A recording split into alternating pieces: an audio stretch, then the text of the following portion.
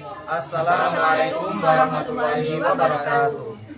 Perkenalkan, nama saya Muhammad Sholawuddin Abdul Jakarta. Saya Muhammad Malikul Amin. Saya Anin Dianur Faizah. Saya Rajwari Hadatul Aisyah. Kami dari kelompok 2 mata kuliah studi Quran dan Hadis akan mempresentasikan materi tentang Asbabun Nuzul. Di sini saya akan menjelaskan tentang pengertian Asbabun Nuzul secara umum maupun dari pandangan ulama. Al-Quran merupakan kalamullah yang diturunkan kepada Nabi Muhammad SAW melalui perantara malaikat Jibril.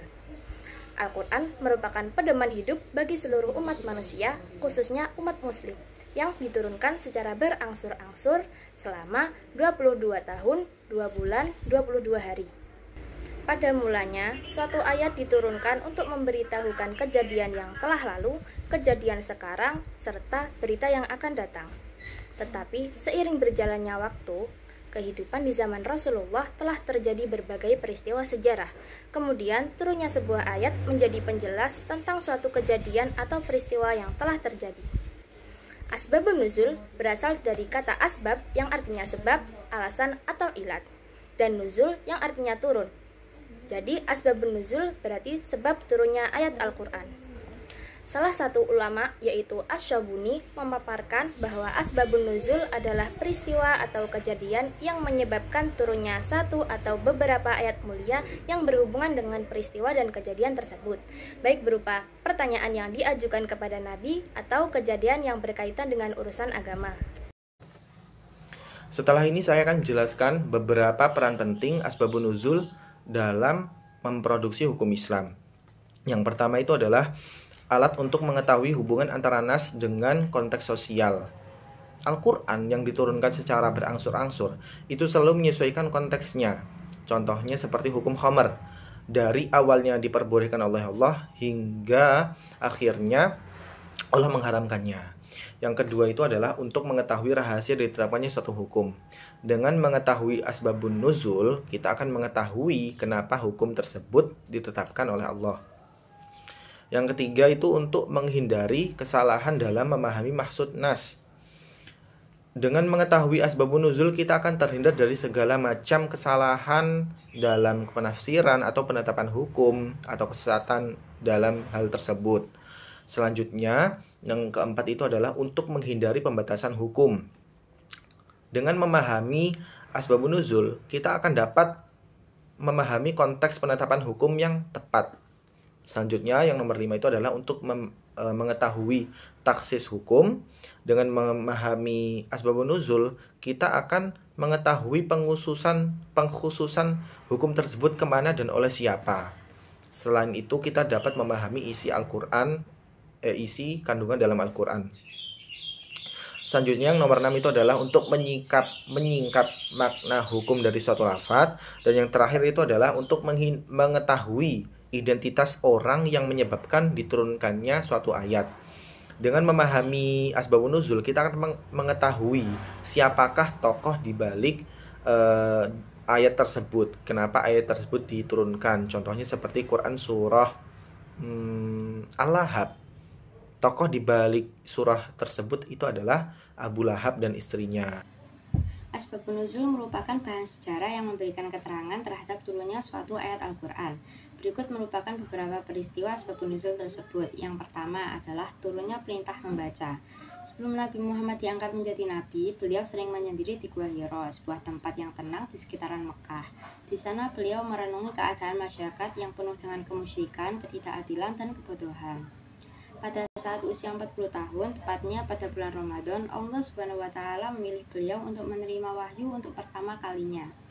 Pada malam tersebut, datanglah malaikat Jibril membawa wahyu dengan berkata, "Iqra", yang berarti bacalah. Kemudian Nabi menjawab, "Aku tidak bisa membaca." Perintah itu diulangi hingga 3 kali.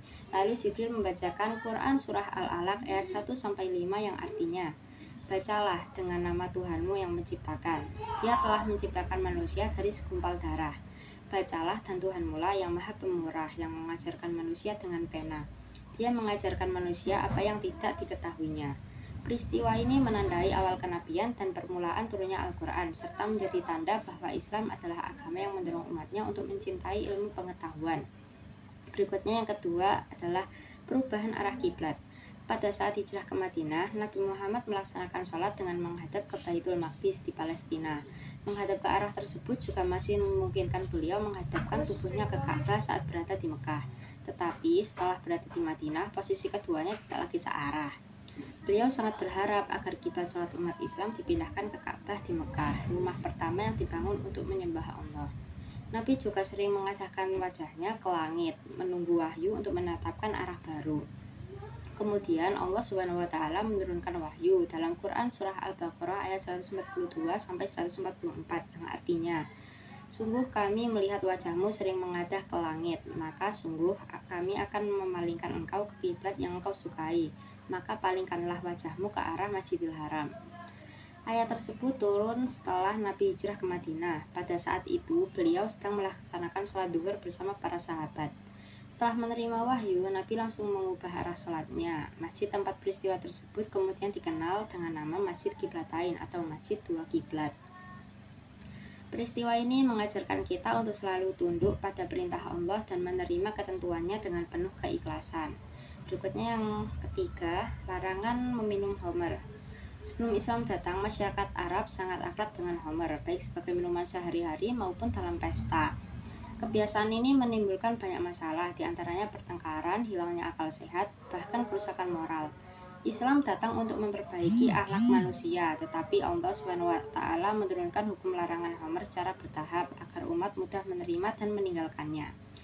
Pada tahap pertama, menyebutkan mudaratnya, terdapat pada Quran surah Al-Baqarah ayat 219. Riwayat tersebut menyebutkan Umar bin Khattab dan beberapa sahabat bertanya kepada Nabi tentang hukum homer. Maka turunlah ayat yang menjelaskan bahwa homer ada sedikit manfaat, tetapi dosanya jauh lebih besar. Ini menjadi peringatan keras, namun belum larangan mutlak. Pada tahap kedua, larangan sholat. Terdapat pada Quran surah An-Nisa ayat 43. Suatu hari ada sahabat Nabi yang memimpin sholat dalam keadaan mabuk sehingga bacaannya salah. Maka turunnya ayat yang melarang mendekati sholat dalam keadaan mabuk agar ibadah dapat dilakukan dengan khusyuk dan sadar. Yang berikutnya adalah tahap ketiga, yaitu larangan total. Terdapat pada Quran surah Al-Maidah ayat 91-91 yang artinya, "Wahai orang-orang yang beriman, sesungguhnya homer, judi, berhala, dan mengundi nasib dengan anak panah adalah perbuatan keji dari perbuatan setan. Maka jauhilah agar kamu beruntung." Setelah ayat ini turun, para sahabat segera menumpahkan semua homer yang mereka miliki, tanda ketaatan kepada Allah. Dari peristiwa ini kita belajar bahwa Islam menuntun manusia secara bertahap menuju kebaikan, serta menekankan pentingnya akal yang sehat untuk beribadah kepada Allah. Pentingnya mengetahui asbabun nuzul. Asbabun nuzul menerangkan tentang alasan turunnya suatu ayat lewat petunjuk yang diberitahukan oleh malaikat Jibril kepada Nabi Muhammad SAW. Maka dari itu, para ahli sejarah sepakat bahwa mengetahui asbabun nuzul sangat penting karena dapat membantu umat Islam dalam memahami isi Al-Quran secara lebih mendalam. Mengetahui asbabun nuzul dapat membantu kita, khususnya umat Islam, dalam memahami konteks sejarah ketika suatu ayat diturunkan. Al-Quran tidak turun secara acak, melainkan sebagai respon terhadap sebuah peristiwa pada saat itu juga. Penelitian tentang pentingnya memahami asbabun nuzul telah menjadi fokus dari berbagai kajian ilmiah para ulama. Salah satu penelitian penting adalah karya Imam Al-Wahidi dalam Asbabun Nuzul yang dianggap sebagai referensi awal dalam memahami sejarah turunnya suatu ayat untuk mencegah kesalahan penafsiran. Mengetahui peristiwa yang melatar belakangi turunnya ayat membantu mufasir dalam menentukan apakah hukum dalam ayat tersebut bersifat khusus atau universal. Al-Suyuti 2008. Tanpa mempertimbangkan sebab-sebab turunnya ayat, seorang penafsir dapat terjebak pada pendekatan tekstual semata tanpa memahami konteks maknanya.